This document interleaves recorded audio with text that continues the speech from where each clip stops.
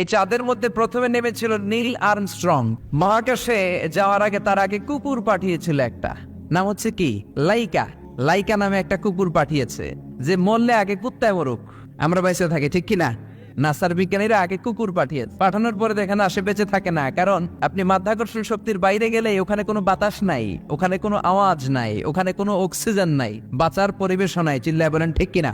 তারপর গেল Valentina Tereshkova, প্রথম নভোচারী। এদের সাহসের এই ধারাবাহিকতায় 1969-এ অ্যাপোলো 11 নামে একটা স্পেস শাটল দিয়ে নাসার সেই স্টেশন থেকে নীল আর্মস্ট্রং, এডউইন অলড্রিন আর মাইকেল কলিন্স 3 বন্ধু মিলে একটা স্পেস শাটল দিয়ে চলে গেল চাঁদে। চাঁদে তারা নামলো, ইউনাইটেড স্টেটস অফ আমেরিকার পতাকা তারা সেখানে গেড়ে দিল। নীল আর্মস্ট্রং খেয়াল করে দেখে চাঁদের এই মাথা থেকে ওই মাথার মাঝখানটাতে ফাটিয়েছে কে? সে পরবর্তীতে পৃথিবীতে এসে বিশ্বনবীর বায়োগ্রাফি পড়ে জানতে পেরেছে এটা বিশ্বনবী আঙ্গুলের ইশারায় ফাটিয়েছিলেন। পড়েন আল্লাহু আকবার। আবার চাঁদের মধ্যে সে একটা মিউজিক শুনতে পেল। কি শুনতে পেল? চমৎকার একটা মিউজিক, কিন্তু পৃথিবীতে এসে কোথাও এই মিউজিক সে পায় না, কোথাও এই মিউজিকের ক্যাসেট অ্যালবাম খুঁজে পায় না।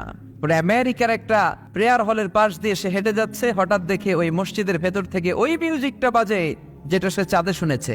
মসজিদে ঢুকে দেখে একজন লোক কানের মধ্যে 2 হাত দিয়ে এই মিউজিকটা বাজায়। আসলে এটা কি মিউজিক না আজান? সে ভিতরে ঢুকে মুয়াজ্জিনরে বলে, তুমি এত বড় সিঙ্গার, এত বড় মিউজিশিয়ান, তোমার গান, তোমার মিউজিক চাঁদেও বাজে, কি এটা? সে বলল, এটা গান নয়, এটা মিউজিক নয়, এটা হচ্ছে আজান। চিল্লায় বলেন ঠিক কিনা? সে আজানের ধ্বনি আজও আছে না নাই? মহাত্মা গান্ধীর নাম শুনছেন? ভারতের অবিসংবাদিত নেতা, ব্রিটিশ খেদাও আন্দোলনের পুরোধা, যিনি বারেট ল করেছেন লন্ডন থেকে, পেশায় একজন ব্যারিস্টার।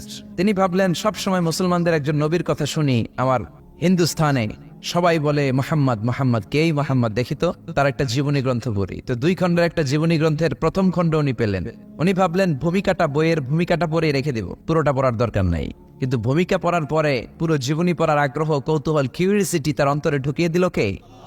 পড়তে শুরু করলো বিশ্বনবীর শৈশবকাল, কৈশোরকাল, যৌবনকাল, তার বিবাহ, তার সমাজনীতি, তার রাষ্ট্রনীতি, তার আন্তর্জাতিক নীতি, তার মাক্কি জীবন, তার মাদানী জীবন। পড়তে পড়তে প্রথম খণ্ড শেষ। এখন দ্বিতীয় খণ্ড পড়ার দরকার আছে না নাই?